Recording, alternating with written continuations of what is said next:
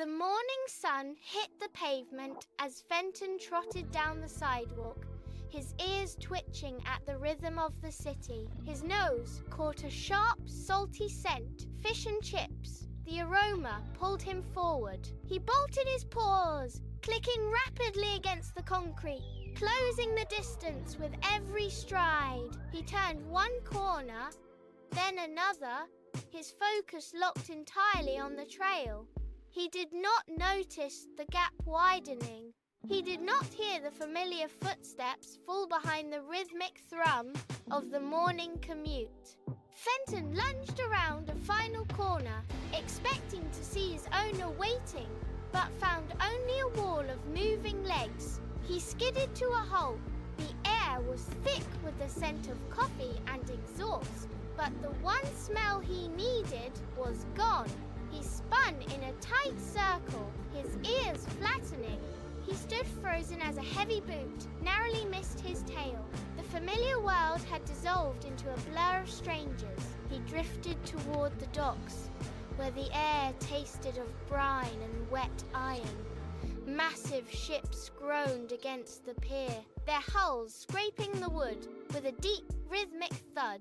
A seagull landed inches from his nose, squawking and pecking at a discarded wrapper. Fenton barked, backing away as a dozen more birds descended, their wings beating against the wind like a frantic storm. He turned and ran, his claws skidding on the damp planks until he reached the Royal Liver Building.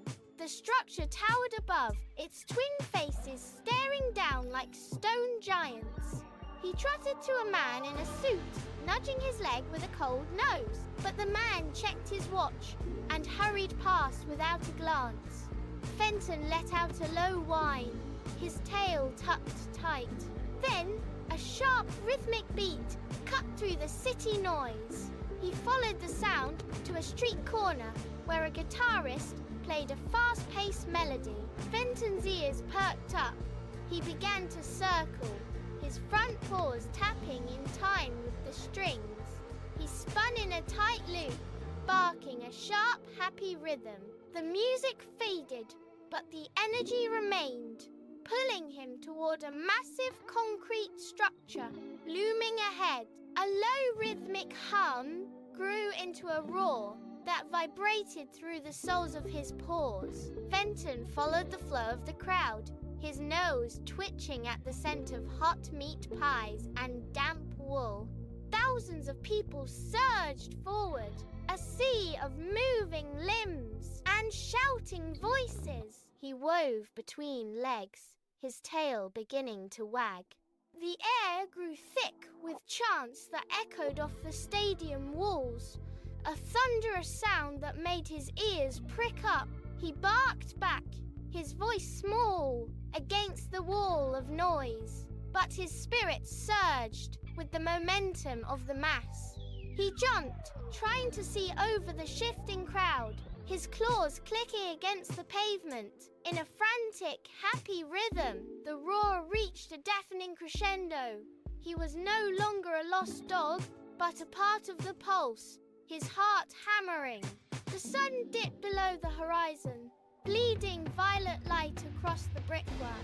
The roar of the crowd dissolved into a hollow, echoing silence as the stadium emptied.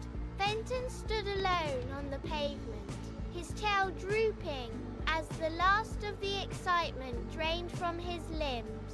The street lamps flickered to life, casting long, jagged shadows that stretched toward him. He shivered, the cold biting through his fur. He retreated to the base of a wooden bench, curling into a tight, trembling ball with his chin pressed firmly against his paws. He watched the empty street, his ears swiveling at every distant sound, but nothing moved. The vastness of the city pressed down on him. Minutes passed in agonizing stillness. Then the rhythmic thud of heavy boots broke the quiet. Fenton stiffened, his breath hitching in his chest. A hand reached down, warm and steady, and began to scratch slowly behind his ears.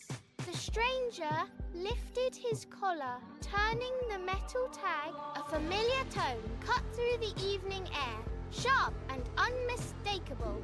Fenton scrambled to his feet, his nails scraping the pavement in a frantic rhythm. He sprinted toward the sound, leaping into the air and landing with his front paws against his owner's chest. He licked the man's face repeatedly, his tail thumping against the ground. The owner knelt, burying his hands deep into the fur, pulling him close. They turned away from the docks as the city lights flickered to life, casting a warm glow on the path ahead. Fenton stayed, pressed against the man's leg. The vastness of the city remained, but the distance between them vanished. As they reached the front door, Fenton let out a long, slow sigh.